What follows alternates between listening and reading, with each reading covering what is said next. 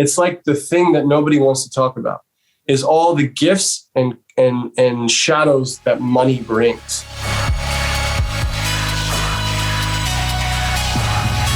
"12-month Gregorian calendar, Greenwich Mean Time," we get put into this kind of artificial time out of organic time. Like we're synced with the seasons, we're in sync with consciousness, we're in harmony with nature and each other on a certain level.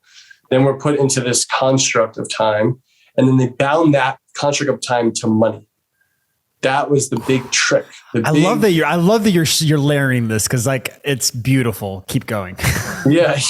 So when that little hook got added into of binding time with money, it put the collective consciousness in a type of survival energy that they can manipulate. So these systems, these centralized banking systems, are manipulating consciousness at a base level. It's our survival. And if we want to ascend, meaning if we want to move through an evolution of consciousness, we actually have to heal survival in our nervous system and play a different game than this capitalistic game at the seat of it has colonized consciousness inside of it. So DeFi and crypto and blockchain could either liberate humanity or enslave humanity more, depending on whether we address this collective trauma or not. Simply, like if we don't look at the shit, we can't create the new system. We're just going to perpetuate the same recreate mindset it in a digital way, or recreate it in this other way, right? I agree. Rug pulls, all these things that we see going on there is another version of like same old money paradigm, greed, not enough, extractive, capitalistic, just reimposed. Now, the people that are getting that actually want to create assets and coins and things that are actually tied to things that are actually adding value in the world.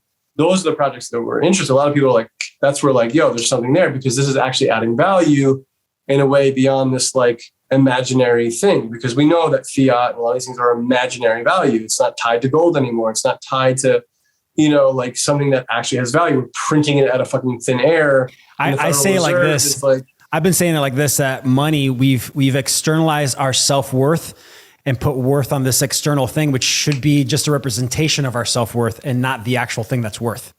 That part, brother. Yeah. Beautiful. And there's all these little distortions that live inside of this energy. It's like the thing that nobody wants to talk about is all the gifts and shadows that money brings, and like what our parents modeled to us, and like the scarcity that maybe our dad did. And that's why we're like, I'm going to fucking earn 7 figures, motherfucker, because I'm not doing what he did. Right. Or whatever it is. Right. Like, do we actually address these things in ourselves or not? So those are the things that like in new systems and systems change and like DeFi and DAOs, all these things. It's like, I love this Bookmaster Fuller quote that says, we cannot change our current systems if we do it from the same mindset of the problems that created them. Mm-hmm. So we have to innovate. We literally have to innovate new systems. And it's very emergent, meaning like we're discovering it as we go along. So I don't actually fully trust anyone that says that they figured it out or, thinks that like crypto is the one size fits all answer to all this. It's a piece of the puzzle. But if we don't address the cultural and traumatic and consciousness elements that weave into it, we cannot create actual system change on this planet. So we have to get to the core energetic, the core systemic issue of colonialism and trauma and all these things that like actually drive our freaking markets in this extractive kind of war machine, propaganda machine, and actually get to the heart of what's actually going on and use it for good, right? Like human beings, a lot of human beings don't know how to play together. Like they literally like, great, you need centralized things right now. You're in freaking training wheels until you're ready to play nice. Like whatever, like government does what it does because people aren't ready to actually self-govern yet. Until we know how to and are, those systems will naturally not be needed in the way that they've been. And most people don't understand how corrupt they actually are. They don't understand the extracting. They don't see the like bombs being dropped on people that like pay for this thing, that pays for this thing that's tied to this like figurehead who's like, I'm perfect and I'm your daddy and you're projecting your childhood wounding on me. And like, I'm this authority that you're giving all your power away to. Like, that's actually making that war possible that you're not looking at, right? Like until we can put these little dots together, we can't actually come into a relationship with what crypto actually is and all the FUD being spread around it. Like blockchain is bad. And like, Bitcoin is just a big, scam. And like, yet all these VCs that have been talking all this stuff about it, you can literally see that like tweets change from like 2017 to 2020. I'm like, yeah, actually, we're suggesting all our stakeholders put 4% of their assets into crypto.